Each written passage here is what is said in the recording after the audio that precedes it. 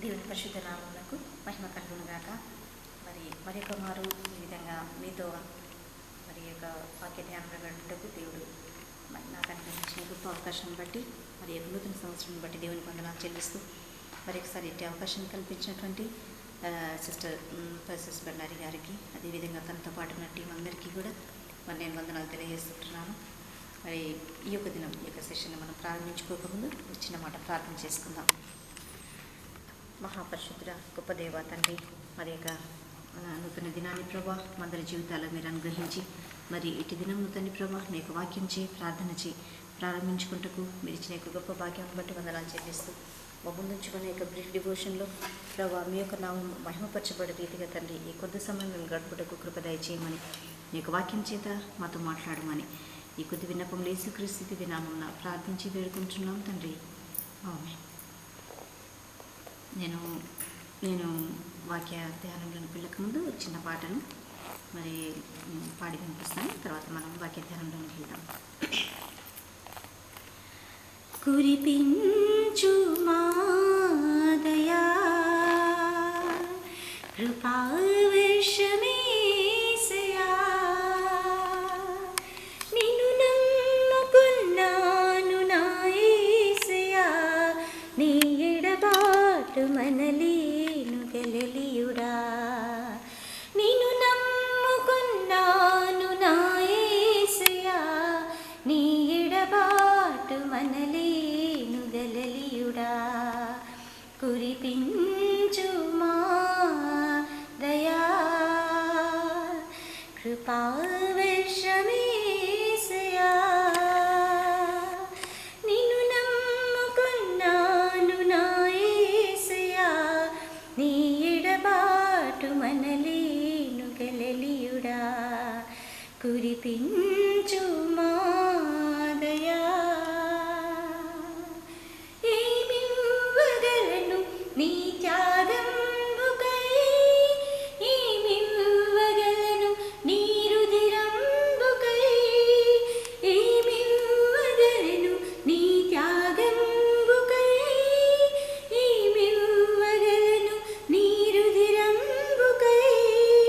గుండె తొలచి నీ పాదాలపై, నా గుండె తొలచి నీ పాదాలపై పరిచిన చాలునా నా యేసయ్యా, అలా పరిచిన చాలునా నా యేసయ్యా. కురిపించు మా దయా కృపావర్షమేసయా, నిన్ను నమ్ముకున్నాను నా యేసయ్యా, నీ ఎడబాటు మనలేను గలలియుడా. నిన్ను నమ్ముకున్నాను నా యేసయ్యా, నీ ఎడబాటు మనలేను గలలియుడా. కురిపించు మా దయా.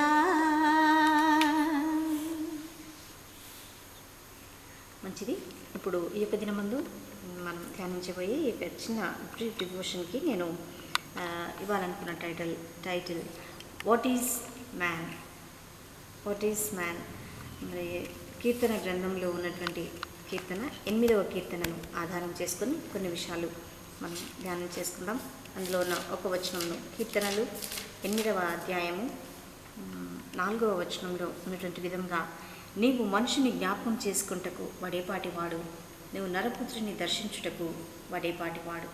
నువ్వు మనుషుని జ్ఞాపకం చేసుకుంటకు వాడేపాటివాడు, నువ్వు నరపుత్రుని దర్శించుటకు వాడేపాటివాడు. మరి ఈ యొక్క వాక్యము మరి నేను ఎవరికో ప్రసంగం చేయాలని సిద్ధపడ్డ ప్రసంగం కాదు, కానీ నేను నూతన సంవత్సరంలోనికి ప్రవేశించిన తర్వాత ఈ యొక్క వాక్యాన్ని నేను ధ్యానించినాను. ప్రభా, నన్ను జ్ఞాపకం చేసుకుంటకు, నన్ను ఈ నూతన సంవత్సరంలో ప్రవేశింపజేయటానికి నేను ఏమాత్రపు దానను, నేనేపాటి దానను, నువ్వు నన్ను దర్శించి నువ్వు నాకు ఈ యొక్క నూతన సంవత్సరాన్ని నువ్వు అనుగ్రహించడానికి ఇంతకు నేను ఎవరిని, మరి ఎందుకు నన్ను ఈ విధంగా నువ్వు ప్రవేశింపజేసినావు అని ఎంతగానో మరి దేవునితో నేను ప్రార్థనలో మరి దేవుని నేను అడిగి ఉంటున్నాను. కాబట్టి ఈ యొక్క వాక్యంలో ఉన్నటువంటి విధంగా మరి వాట్ ఈజ్ మ్యాన్?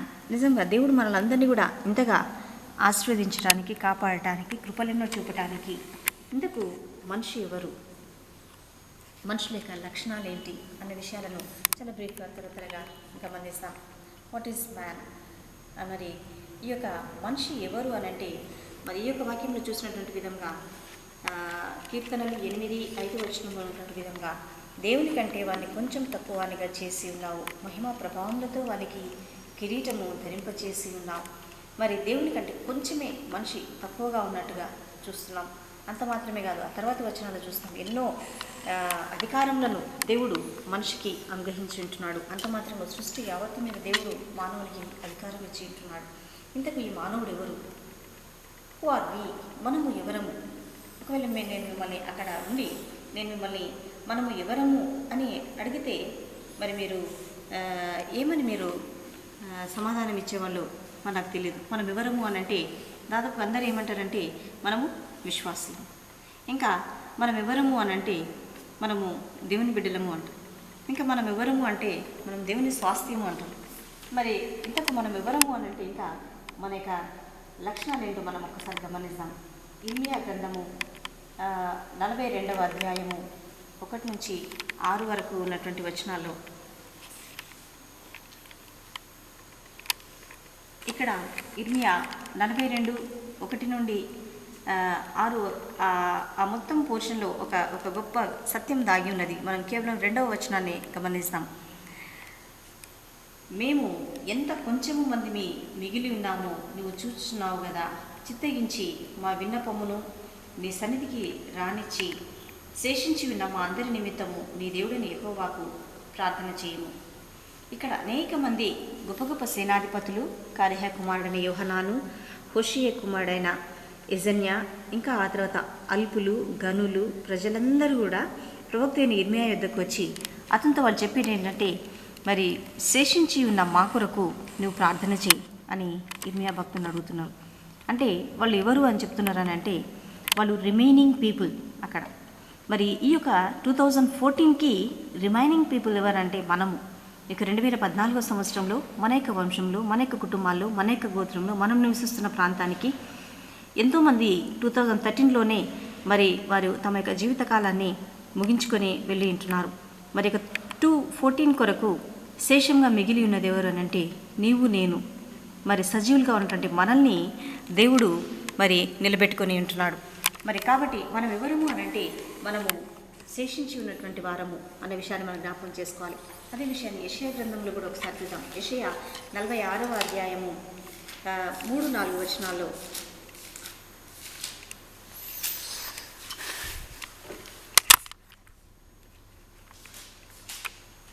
యెషయా గ్రంథము 46వ అధ్యాయము 3వ వచనము చూస్తే, యాకోబు ఇంటి వారులారా, ఇశ్రాయేలు ఇంటి వారిలో శేషించిన వారులారా. ఇక్కడ కూడా మన యొక్క గృహాల్లో, మన యొక్క కుటుంబాలలో, మన యొక్క జీనియాలజీ పట్టికలో మరి గతంలో ఎంతోమంది గతించిపోయినారు. కానీ మన కుటుంబానికి మనం మాత్రమే దేవుని స్తుతించుటకు, ఆయనకు సాక్షిగా ఉండటం కొరకు దేవుడు మనల్ని శేషంగా మిగిల్చుకొని ఉంటున్నాడు. కాబట్టి మనం ఎవరము అనంటే మనము శేషంగా మిగిలి ఉన్నటువంటి ప్రజలము, దేవుని బిడ్డలము, ఆయన స్వాస్థ్యము అని మనం జ్ఞాపకం చేసుకోవాలి. ఇంకా రెండవదిగా మనము ఎవరము అనంటే యెషయా గ్రంథము 48వ అధ్యాయము 8వ వచనంలో చూస్తే మనం ఎటువంటి వారము అక్కడ ఒక మాట రాయబడి ఉన్నది. యెషయా గ్రంథము 48వ అధ్యాయం 8వ వచనంలో చూస్తే,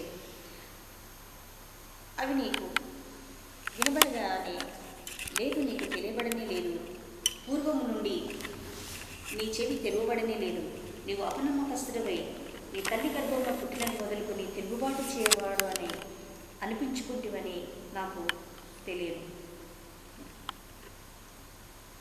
యెషయా 48వ అధ్యాయము 8వ వచనంలో ఉన్నటువంటి విధంగా మరి మనం ఎవరము అని అంటే ఇక్కడ ఈ యొక్క వాక్యాన్ని ఆధారం చేసుకొని చెప్పుకోవచ్చు. మనము అపనమ్మకస్తులం. మరి ఈ యొక్క వాక్యము మనము అపనమ్మకస్తులంగా మనం ఉంటున్నాం. ఈ యొక్క అపనమ్మకమైనటువంటి స్థితిలో ఉన్నటువంటి నిన్ను నన్ను దేవుడు ఎంతగానో ప్రేమించి ఉంటున్నాడు. ఎప్పటి నుండి మనం అపనమ్మకస్తులం అయిపోయినాం? ఏ వయసులో నుంచి మనం అపనమ్మకస్తులం అయి ఉంటున్నాం దేవునికి? మనకి ఎంత వయసు వచ్చినప్పుడు మనం దేవునికి అపనమ్మకస్తులమై ఆయన మీద మనం తిరుగుబాటు చేయడానికి మనం ప్రారంభించినాం? మన యొక్క స్టేజ్ మనం ఎప్పుడు అని జ్ఞాపకం చేసుకుంటే ఎంతో ఆశ్చర్యంగా అనిపిస్తుంది. యెషయా 48:8 చూస్తే, నీవు అపనమ్మకస్తుడవై నీ తల్లి గర్భంలో పుట్టినది మొదలుకొని తిరుగుబాటు చేయవాడవని అనిపించుకుంటూ వెళ్ళినాం. మరి ఎప్పటి నుంచి మనం అపనమ్మకస్తులం అంటే తల్లి గర్భంలో ఉన్నప్పటి నుంచి మనం అపనమ్మకస్తులము. అంత మాత్రమే కాదు, మనము దేవునికి మనం తిరుగుబాటు చేయ ప్రజలు. అటువంటి స్థితిలో ఉన్నటువంటి మనల్ని దేవుడు ప్రేమించి రక్షించి మరి తిరుగుబాటు చేయనటువంటి నిన్ను నన్ను, అపనమ్మకమైన స్థితిలో ఉన్నటువంటి నిన్ను నన్ను దేవుడు రక్షించి తన బిడ్డగా దేవుడు చేసుకొని ఉంటున్నాడు. ఇంకా మనము ఎవరము అనే విషయం ఇంకొక వచనాన్ని కూడా గమనిస్తాం. కీర్తనలు 119వ కీర్తన 176వ వచనంలో, సామ్స్ 119:176 అక్కడ, తప్పిపోయిన గొర్రెవలే నేను త్రోవ విడిచి తిరిగి తిని నీ సేవకుని వెతికి పట్టుకొనుము, ఎందుకనగా నేను నీ ఆజ్ఞలను మర్చివాడను కాను. మనం ఎవరము అనంటే మనము ఒక తప్పిపోయిన గొర్రెవలే ఉంటున్నాం. ఏది కనిపించినప్పుడు, ఎక్కడ వెళ్ళాలనిపించినప్పుడు ఇష్టానుసారంగా ఒక తప్పిపోయిన గొర్రెవలే మనము కనిపించిన వైపుకెళ్ళా మరి దేవుని మరిచి దేవునికి త్రోవను విడిచి తిరిగేటటువంటి వారం. అయినా సరే ఇక్కడ దావీదు మహారాజు ప్రార్థనలో ఆయన చేసే ప్రార్థనలో, తప్పిపోయిన గొర్రెవలే నేను త్రోవ విడిచి తిరిగి తిని నీ సేవకుని వెతికి పట్టుకొను, ఎందుకనగా నేను నీ ఆజ్ఞలను మర్చివాడను కాను. మరి మనం ఎవరము అనంటే మనం ఒక తప్పిపోయిన గొర్రె మాదిరిగా ఉన్నాం. అటువంటి స్థితిలో ఉన్నప్పుడు దేవుడు అక్కడ ఉన్నటువంటి ఆ యొక్క 99 గొర్రెలలో మరి వాటన్నిటి కూడా వదిలిపెట్టి తప్పిపోయిన స్థితిలో ఉన్నటువంటి నిన్ను నన్ను దేవుడు రక్షించినాడు. యేసయ్య రక్షించినాడు. యేసయ్య దృష్టిలో మనం ఎంతో ప్రశస్తమైనటువంటి బిడ్డలంగా ఉంటున్నాం. కాబట్టి లోకంలో మనం నశించిపోవడానికి ఇష్టం లేదు, మనం చీకటిని నివసించడానికి ఇష్టం లేదు. మన యొక్క పితరులు మరి ఎంతోమంది చీకటి కాలంలో వారు జీవించిన దేవుని ఎరుగక వారు మరి గతించిన తరాలలో వారు దూరంగా ఉన్న మరి అటువంటి ఆ యొక్క అన్యుల కుటుంబాల నుండి కూడా ఎంతోమందిని దేవుడు నేటి దినమందు మరి నిజమైన క్రీస్తు బిడ్డలుగా దేవుడు వారిని చేసుకొని వారి ద్వారా అటు కుటుంబాల ద్వారా దేవుడు మహిమ పొందుతూ ఉన్నాడు. మరి మనం ఎవరము అని ఈ స్థితిలో ఉన్నటువంటి మనల్ని మరి దేవుడు ఏమడుగుతూ ఉన్నాడు అన్న విషయాన్ని జ్ఞాపకం చేసుకుందాం. మరి మీకా గ్రంథంలో 6వ అధ్యాయము 8వ వచనం చాలామందికి ఇది కంఠస్థము చెప్తూ ఉంటారు. మరి బైబిల్ 766వ పేజ్.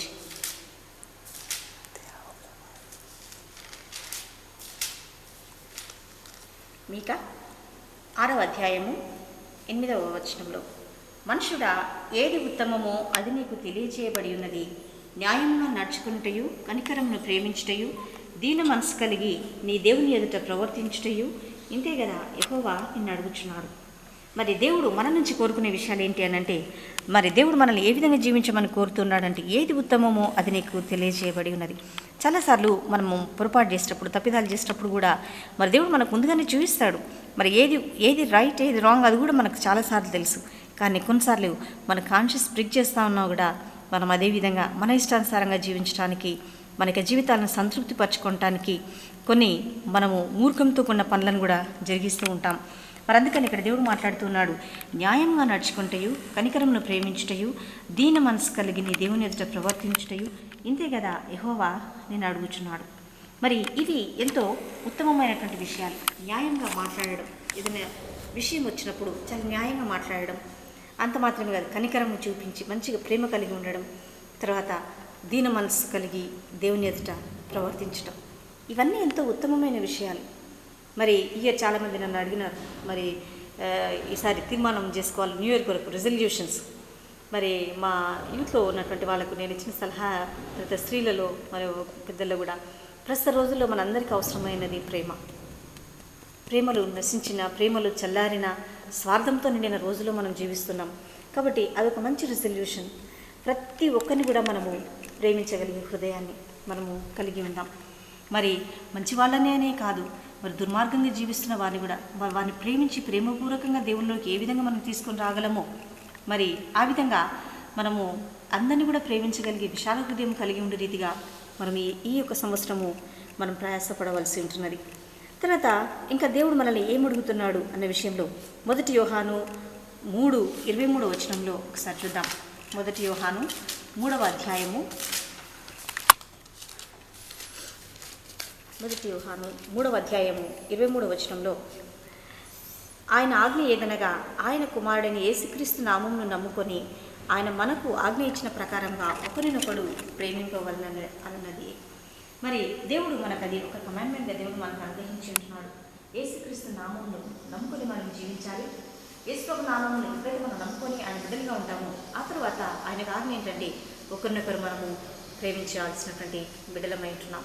నేడు క్రైస్తవుల మధ్య సఖ్యత లేనందుచేత మరి నేడు క్రైస్తవుల మధ్య మరి ప్రేమపూర్వకమైనటువంటి వాతావరణంలో లేని చేత ఎన్నో సంఘంలో ఎన్నో అలజడులను చూస్తూ ఉన్నాం. మరి అంత మాత్రం కాదు, ఎన్నో క్రిస్టియన్ అసోసియేషన్స్లో ఎన్నో మరి ఆర్గనైజేషన్స్లో ఎన్నో సమస్యల్ని మనం గమనిస్తూ ఉన్నాం. ఎందుకు అనంటే ప్రేమలు చల్లారిపోయి ఉంటున్నాయి. మరి ప్రేమలు చల్లారిన రోజుల్లో నీవు నేను జీవిస్తూ ఉన్నాం. కానీ నీ లోపల నా లోపల ఉన్నటువంటి ప్రేమ ఎప్పుడూ అది చల్లారిపోకూడదు. మరి ఎందుకంటే అది ప్రభు మనకి ఇచ్చినటువంటి ఆజ్ఞ. ఆ యొక్క ఆ దీపం ఇంకా వెలుగుతూ ఉండాలి, అది ఇంకా కూడా మరి రగులుతూ ఉండాలి ఆ ప్రేమ మనలో. అంత మాత్రమే కాదు, మరి దేవుడు మనల్ని ఇంకా అడిగే విషయం ఏంటంటే ఇర్మియా గ్రంథము 6వ అధ్యాయము 17వ వచనంలో ఉన్నటువంటి విధంగా ఇర్మియా 6:17వ వచనంలో జెరెమియా చాప్టర్ 6:17 మిమ్మును కాపు కాయుటకు నేను కావలి వారిని ఉంచి ఉన్నాను, ఆలకించుడి, వారు చేయి బూరధ్వని వినబడుచున్నది. మిమ్మును కాపు కాయుటకు నేను కావలి వారిని ఉంచి ఉన్నాను, ఆలకించుడి. మరి ఇక్కడ మరి ఇది కాపుని గురించి దేవుడు సెలవిస్తూ ఉంటున్నాడు. మరి మనము దేని చేత మనం కాపు కాయబడతాము అనంటే దేవుని యొక్క వాక్యం చేతనే. మరి ఎన్నో రకాలుగా దేవుని యొక్క వాక్యము వినబడుచున్నది. దేవుని యొక్క వాక్యం వినే ప్రతిసారి మనం ఒక బ్లెస్సింగ్ని మనం పొందుకుంటున్నాము అనే విషయాన్ని మనం జ్ఞాపకం చేసుకోవాలి. మరి కాబట్టి మనం చేయాల్సింది ఏంటంటే ఆలకించాలి, వినాలి. వాక్యం వినబడే ప్రతిసారి కూడా అటు వాక్యం చేత మన హృదయము శుద్ధి చేయబడాలి. మరి ఆ యొక్క వాక్యం విన్న తర్వాత కూడా అంతకు మునుకున్నటువంటి జీవితాన్ని మనం ఏమాత్రం కూడా మార్చుకోకపోతే, అద్దంలో మనల్ని మనము చూసుకొని మనల్ని మనం సరి చేసుకోకపోతే ఏ విధంగా ఉంటుందో, వాక్యం విన్న తర్వాత కూడా యథా జీవితాన్ని మనం జీవిస్తే అదేవిధంగా మనల్ని మనము మోసపరుచుకున్నటువంటి వారం అవుతాం. కాబట్టి దేవుడు ఇక్కడ మనల్ని ఏమడుగుతున్నాడు అని అంటే, మరి మిమ్మల్ని కాపు కాయటకు నేను కావలి వారిని ఉంచి ఉన్నాను, ఆలకించుడి, వారు చేయి బూరధ్వని వినబడుచున్నది. ఎంతోమంది సేవకులు ఈ యొక్క దినాల్లో దేవుని యొక్క వాక్యాన్ని ప్రకటిస్తూ ఉంటున్నారు, దేవుని యొక్క సువార్తను ప్రకటిస్తూ ఉంటున్నారు. మరి మనం ఆలకిస్తుంటున్నామా? నోహు కాలంలో నోహు ఎంతగానో మరి గొంతెత్తి దేవుని యొక్క వాక్యాన్ని ప్రకటించినాడు, లాభం లేకపోయింది. మరి ప్రస్తుత రోజుల్లో నోవాహును పోలినటువంటి దినాల్లో మనము జీవిస్తూ ఉంటున్నాం. మరి వాక్యాన్ని వింటున్నటువంటి మన యొక్క పరిస్థితి ఏమైంటున్నది? మరి ఒక చక్కటి తీర్మానాన్ని మనం ప్రభు కొరకు చేసుకుందాం. ఆ తర్వాత మూడోదిగా నేను ముగిస్తాను. మరి మనకు దేవుడిచ్చే అష్యూరెన్స్ ఏంటి? What is his assurance to man? మరి దేవుడు మరి మనకు దేవుడిచ్చే ఆ యొక్క గొప్ప వాగ్దానం, దేవుడు మనకి ఇచ్చేటటువంటి గొప్ప ధైర్యం ఏంటి అని అంటే ఇర్మియా గ్రంథము 30వ అధ్యాయము 17వ వచనంలో, ఇర్మియా 30వ అధ్యాయము 17వ వచనంలో 17వ వచనంలో ఎవరినూ లక్ష్యపెట్టని సీయోననియు వెలివేయబడినదనియు నీకు పేరు పెట్టుచున్నారు, అయితే నేను నీకు ఆరోగ్యం కలిగజేసేదను, నీ గాయములను మాన్పేదను, ఇదే యెహోవా వాక్కు. మరి ఈ యొక్క వాక్యము నాకు ఎంతో మంచిగా అనిపించింది. ఎందుకంటే ఈ యొక్క ఇర్మియా 30వ అధ్యాయం 17వ వచనంలో ఎవరు లక్ష్యపెట్టని సీయోననియు వెలివేయబడినదనియు నీకు పేరు పెట్టుచున్నారు. వారు అంటే ఎవరో ప్రజలు మనల్ని ఏ విధంగా చూస్తారు అని అంటే, మనల్ని లక్ష్య పెట్టని వారుగా, మనల్ని కేర్ చేయకుండా వాళ్ళు మనల్ని మాట్లాడవచ్చు, లేకపోతే మనల్ని వెలివేసినట్టుగా మనల్ని చూడవచ్చు. వారు అనగా ఎవరో జనులు మరి ఏదో కొన్ని విషయాలు మనల్ని మరి వాళ్ళు లెక్క పెట్టని వారుగా, లక్ష్య పెట్టని వారుగా, వెలివేయబడిన వారుగా చూడవచ్చు. కానీ అయితే నేను నీకు ఆరోగ్యం కలిగజేసేదను, నీ గాయములను మాన్పేదను, ఇదే యెహోవా. మరి దేవుడైతే మనకు ఆరోగ్యం కలిగజేస్తానంటున్నాడు. తర్వాత మనకు కలిగే గాయములు, మన హృదయానికి మన మనసుకి కూడా ఎన్నోసార్లు మనం గాయపడతా ఉంటాం. గాయములు అనగానే అవి ఎప్పుడు మన శరీరానికే కాదు, హృదయానికి మనసుకు కలిగే గాయాలు కూడా అవి ఎంతో అవి ఇతరులతో మనం అంత సులువుగా మనం పంచుకోలేము, చెప్పుకోలేము. కానీ అవి ఎంతో మనల్ని నొప్పి పుట్టించేవిగా, ఎంతో బాధాకరంగా ఉంటుంది అటువంటి సంఘటనలు, ఆ యొక్క మనుషులు, ఆ యొక్క మాటలు అవి మనం జ్ఞాపకం చేసుకున్నప్పుడు. కానీ అటువంటి గాయాలను, ఆ హృదయానికి మనసుకు కలిగే గాయాలను మాన్పేది మన గొప్ప దేవుడు ఇచ్చున్నాడు. కాబట్టి ఈ యొక్క ఉదయకాల సమయంలో దేవుడు మీకు మంచి ఆరోగ్యాన్ని అనుగ్రహించి మీ హృదయాలు మీ యొక్క మనసులకు కలిగినటువంటి గాయాలన్నింటిలో నుంచి కూడా దేవుడు గొప్ప స్వస్థత దయచేయాలని కోరుకుంటున్నాను. ఇంకా దేవుని యొక్క అష్యూరెన్స్లో మరి ఒకటి ఇర్మియా గ్రంథము 10వ అధ్యాయము 2వ వచనంలో ఉన్నటువంటి విధంగా ఇర్మియా 10:2వ వచనంలో యెహోవా సెలవిచ్చుచున్నదేమనగా అన్ని జనముల ఆచారములను అభ్యసింపకుడి, ఆకాశమందు అగుపడు చిహ్నములకు జనములు భయపడుదు, అయితే మీరు వాటికి భయపడకుడి. దేవుడు మనకిచ్చే గొప్ప వాగ్దానం ఏంటంటే మరి ఎన్నో మార్పులు లోకంలో ఆకాశంలో ఈ విధంగా జరుగుతుందంట, ఈ యొక్క సమయంలో లోకం అంతమైపోతుందంట అని ఎన్నో మరి విధాలుగా జనులు మనల్ని భయపెట్టవచ్చు. అవి కొన్నిసార్లు జరగవచ్చు, జరగకపోవచ్చు. కానీ మరి అన్ని జనముల ఆచారములను అభ్యసింపకుడి, ఆకాశంలో అగపడి చిహ్నములకు జనములు భయపడును, అయితే మీరు వాటికి భయపడకుడి. మరి లోకంలో జీవిస్తున్నటువంటి నేను మనం భయపడకూడదు. జనములు భయపడును కానీ మీరు వాటికి భయపడకూడి. ఎంత చక్కగా ఉందంటే ఇక్కడ వాక్యము. అందరూ భయపడతారు కానీ నువ్వు భయపడదు అని దేవుడు సెలవిస్తున్నాడు. అందరూ భయపడతారు, ఆ సమయం వచ్చినప్పుడు అందరూ భయపడతారు, కానీ దేవుళ్ళు ఉన్నటువంటి నీవు మాత్రం భయపడకూడదు. మరి నేను లెక్క పెట్టలేదు, కానీ మరి నేను విన్నాను మరి బైబిల్లో ఈ యొక్క భయపడకుడి అన్న మాటను 365 టైమ్స్ వాడింది అని విన్నాను. మరి 365 టైమ్స్ మరి ప్రతి దినము కూడా దేవుడు మనకు భయపడకుడి, నేనున్నాను, మీకు నేనున్నాను, నేను నడిపిస్తాను, నేను ధైర్యపరుస్తాను. ఇదిగో దిగులు పడవద్దు, ఈరోజు జడివద్దు, ఇదిగో కన్నీరు కార్చవద్దు, నీ కన్నీరు తుడచడానికి నేనున్నాను అని ప్రతి రోజు కూడా దేవుడు మనతో భయపడకూడదు అని సెలవిస్తారు. జనములన్నీ భయపడ్డా నేను దేవుళ్ళు ఉంటుంది, మనము భయపడకూడదు. చివరిగా యెషయా గ్రంథము 48వ అధ్యాయము 9వ వచనంలో ఒకసారి చూద్దాం. యెషయా 48వ అధ్యాయము 9వ వచనంలో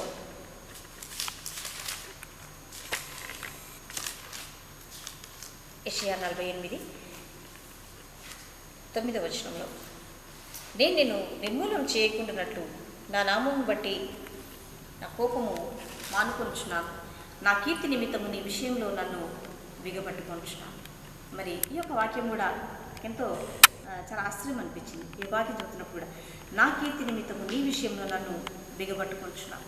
మనం చాలాసార్లు చేసే పనులు ఏ విధంగా ఉంటాయంటే దేవుని నొప్పించే పనులుగా, దేవునికి కోపం ముట్టించే పనులుగా, దేవుని మనం ఉగ్రతకు గురి చేసే పనులుగా ఉంటాయి.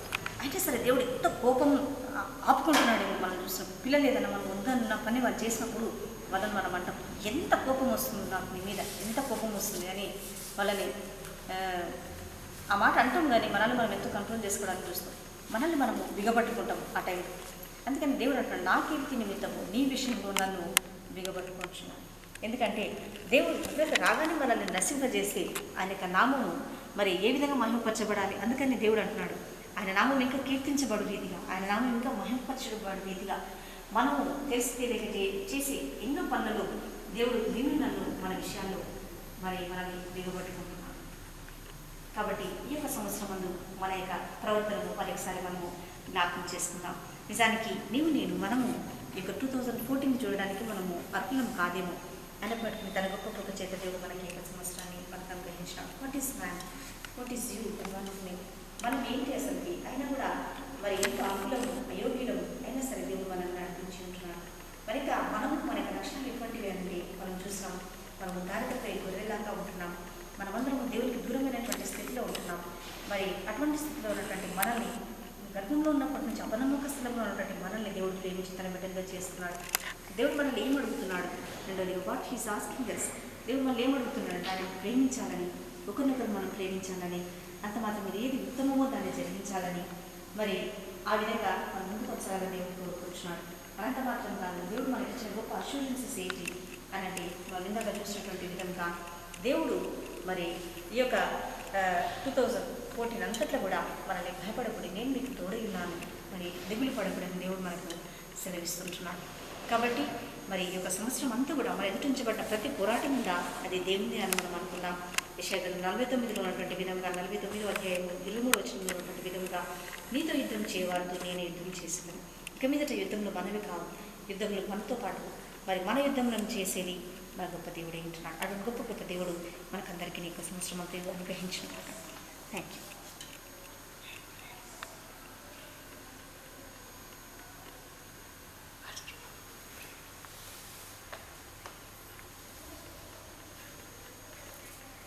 Praise the Lord. Thank you.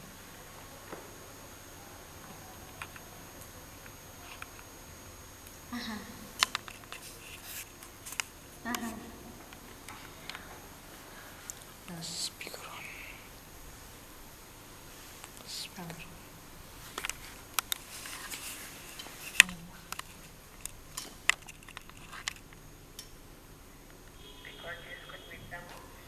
Okay okay sister, thank you.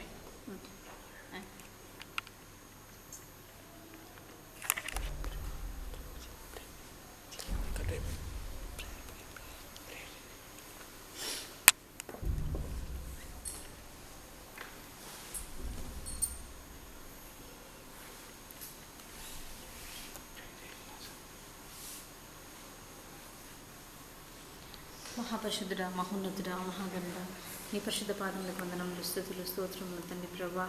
నాయన, నువ్వు మనుషులు జ్ఞాపకం చేసుకుంటూ పడేపాటివాడు, నువ్వు నరపుత్రులను దర్శించుటకు పడేపాటివాడు తండ్రి ప్రభా. నువ్వు మమ్మల్ని జ్ఞాపకం చేసుకుని నూతన సంవత్సరంలో ప్రవేశింపచేయటకు నేనేపాటి దాన్ని, మేమేపాటి వారం తండ్రి. అనపడుకుని నీ కృప ఎంతో గొప్పది ప్రభా. మీ యొక్క గొప్ప కృపచేత, మీ యొక్క ఉచితమైన కృపచేత మాకు అనుగ్రహించిన నూతన సంవత్సరంను బట్టి వందనాలు. గొప్ప దేవ తండ్రి ప్రభా. మేము దారి తప్పినటువంటి గొర్రెల వల్ల జీవిస్తుంటున్నప్పుడు తండ్రి ప్రభా నాయన గొప్ప దేవ, మరి తల్లి గర్భంలో ఉన్నది మొదలుకొని అపనమ్మకస్థలంగా తిరుగుబాటు చేయవారంగా ఉన్నది మొదలుకొని తండ్రి ప్రభా, మరి అట్టి స్థితిలో ఉండండి మమ్మల్ని కరుణించినావు, కృప చూపించినావు, మమ్మల్ని రక్షించుకున్నావు, నీ గొప్ప వెలుగులోనికి మమ్మల్ని నడిపించినావు తండ్రి ప్రభా. నీ పాదములకు వందనములు, స్తుతులు, స్తోత్రములు తండ్రి ప్రభా. గొప్ప దేవ, మనుషుల ఏది ఉత్తమమో మరి అది జరిగించమని చెప్పినావు తండ్రి ప్రభా. కనికరం చూపుట, న్యాయంగా జీవించుట ప్రభా నాయన, మరి నీవు కోరుకున్నటువంటి విధంగా తండ్రి నీ కొరకు ఈ యొక్క సంవత్సరం అంతా నేను జీవించటకు సహాయం చేయండి ప్రభా. మా ఇష్టంలో నెరవేర్చుకుంటకు గతించిన కాలమే చాలు ప్రభా. ముందు చూపడిన కాలం అంతా ఈ ప్రభా నీకు ప్రీతికరమైనటువంటి జీవితాన్ని మేము జీవించటకు నీ గొప్ప సహాయతను మాకు అనుగ్రహించమని ఇచ్చిన యొక్క మంచి ప్రార్థన సమయాన్ని బట్టి నీ పాదములకు వందనములు, స్తుతులు, స్తోత్రం చెల్లిస్తూ ఈ యొక్క కొద్ది విన్నపంలో యేసుక్రీస్తు దివ్యనామమున ప్రార్థించి వేడుకుంటున్నాం తండ్రి. ఆమేన్.